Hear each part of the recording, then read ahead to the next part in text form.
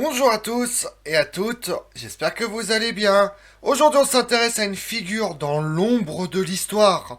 Dagobert III, roi des Francs, incarne une figure méconnue mais significative de la période mérovingienne, une ère charnière de l'histoire médiévale française.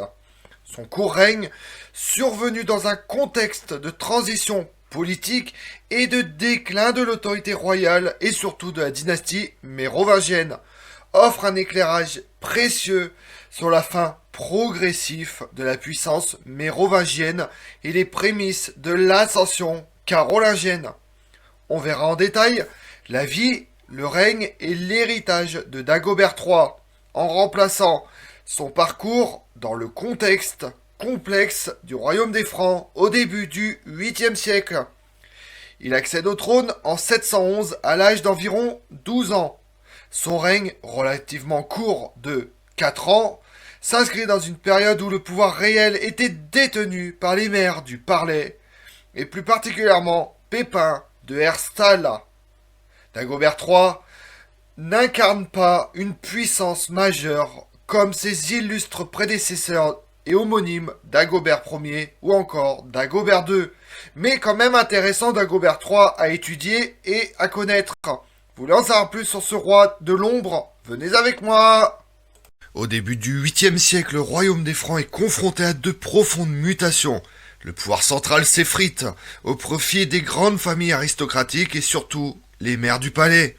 Cette institution, initialement chargée de la gestion de la cour, devient progressivement le centre du pouvoir réel, reléguant le roi à un rôle symbolique. Sous Dagobert III, Pépin de Herstal exerce la charge de maire du palais, contrôlant la politique intérieure et les affaires extérieures du royaume des Francs. Par ailleurs, le royaume connaît des tensions internes, des rivalités entre Austrasie, Neustrie, Bourgogne, ainsi que des pressions extérieures croissantes, notamment sur les frontières orientales. Dagobert III est né vers 699, issu de la lignée mérovingienne, fils de Childebert III et probablement d'Edone.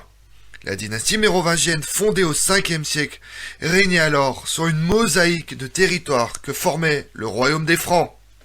Tout d'abord, l'affiliation de Dagobert III avec Childebert III ou IV, selon si on accepte Childebert III l'adopter comme véritable roi ou pas, et sans conteste.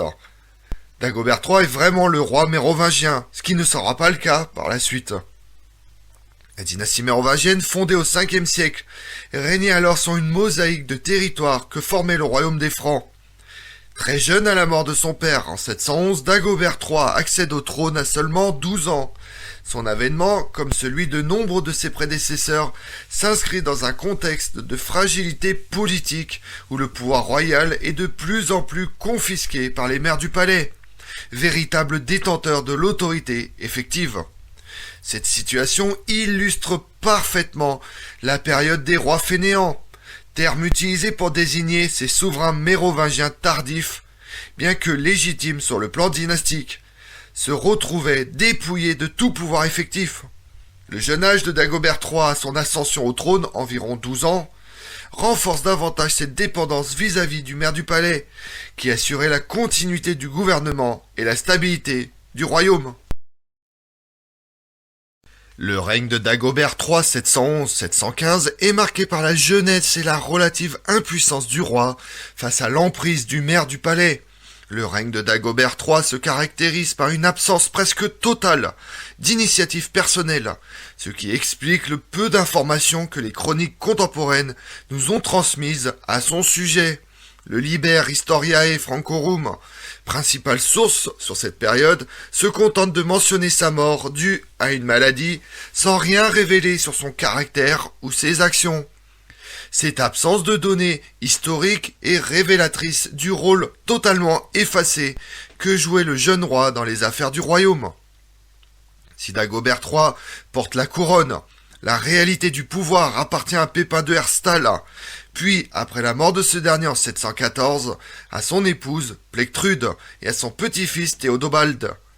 Les sources rapportent que le règne fut troublé par des soulèvements, notamment en Aquitaine et en Provence, où l'autorité mérovingienne est contestée par des ducs locaux désireux d'affirmer leur autonomie. Les guerres civiles, les luttes de succession fragilisent encore un peu plus l'unité du royaume des Francs. Sur le plan intérieur, Dagobert III ne parvient pas à imposer son autorité face à la montée en puissance des grands du royaume. Les décisions politiques majeures, tant administratives que militaires, sont prises par le tout-puissant maire du palais, Pépin de Herstal. À l'extérieur, le contexte reste tendu avec des menaces persistantes sur les frontières, notamment de la part des Saxons et des Frisons. Néanmoins, aucune grande campagne militaire ou réforme notable n'est directement attribuée au jeune roi, dont le règne demeure essentiellement passif et sous tutelle. Les relations entre Dagobert III et les grands du royaume illustrent la dilution progressive du pouvoir royal. Le maire du palais, en la personne de Pépin de Herstal, s'impose comme le véritable maître du royaume, reléguant Dagobert III à une fonction honorifique. Cette situation contribue à l'affaiblissement durable de la monarchie mérovingienne, préparant le terrain à l'émergence des Carolingiens. Les ducs, les comtes, les marquis, ainsi que la haute noblesse, profitent de cette vacance de l'autorité pour accroître leur autonomie régionale et tout en consolidant leur influence politique et militaire vis-à-vis du déclin inexorable de la dynastie mérovingienne. Les relations entre Dagobert III et Pépin de Herstal restent largement méconnues en raison du silence des sources. Contrairement à son père, Childebert III, qui selon certaines chroniques aurait parfois rendu des jugements de sa propre initiative, même contre les intérêts du clan des Pipinides, aucun document n'atteste d'une quelconque tentative d'affirmation personnelle de la part de Dagobert III.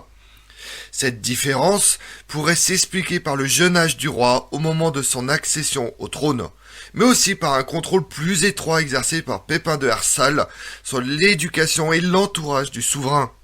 Un tournant majeur du règne de Dagobert III survient en décembre 714, avec la mort de Pépin de Herstal. Cet événement déclenche une grave crise politique dans le royaume franc. Pépin de Herstal avait désigné comme successeur son petit-fils Théodobald, encore enfant sous la régence de sa mère Plectrude. Cette décision fut mal accueillie par les nobles neustriens, qui voyaient l'occasion de s'affranchir de la tutelle austrasienne. Pour la toute première fois depuis son ascension au trône, Dagobert III se retrouvait au centre d'une lutte de pouvoir entre factions rivales. Les nobles de Neustrie profitaient de cette situation instable. Ils élisent leur propre maire du palais, en la personne de Raggamfred. Ce geste marque une tentative de restauration pour l'équilibre des pouvoirs entre la royauté mérovingienne et les maires du palais, tout en affirmant l'indépendance de la Neustrie face à l'Austrasie. Dans ce contexte troublé, Dagobert III aurait pu tenter de reprendre en main son autorité royale, mais rien n'indique qu'il ait saisi cette opportunité, peut-être en raison de son manque d'expérience politique, ou de soutien insuffisant, ou simplement l'échec de la tentative de vouloir reprendre son pouvoir passé sous silence par les sources. Pendant que l'attention politique se concentrait sur les luttes de pouvoir dans le nord du royaume des Francs, plusieurs régions du sud de la Gaule commencent à s'émanciper de l'autorité centrale. Ce phénomène de démembrement territorial, déjà amorcé sous le règne de Childebert III, s'accélère considérablement durant les années de règne de Dagobert III, particulièrement après la mort de Pépin de Herstal en 714. Cette fragmentation territoriale témoigne de l'incapacité croissante du pouvoir central à maintenir l'unité du royaume franc.